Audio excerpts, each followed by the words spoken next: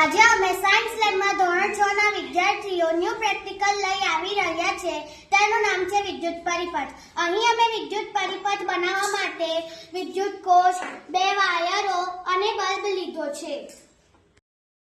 હવે અમે વિદ્યુત પરિપથ બનાવીશું.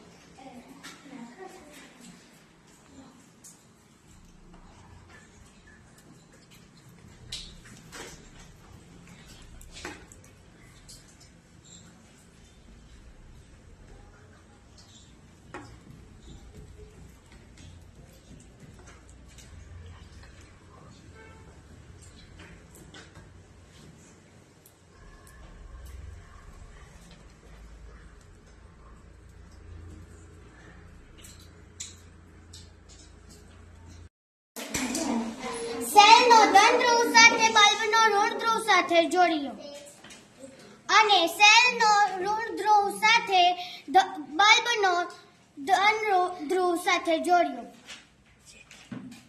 બલ્બ પ્રકાશિત થાય છે. પ્રકારનો વિદ્યુત પરિપથ બનાવે છે, જેમાં અમે એક જ વાયરનો ઉપયોગ કરેલ છે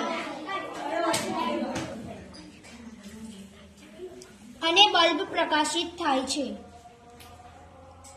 સેલના એક જ ભાગ પર બંને વાયરના છેડા જોડેલા હોવાથી બલ્બ પ્રકાશિત થતો નથી.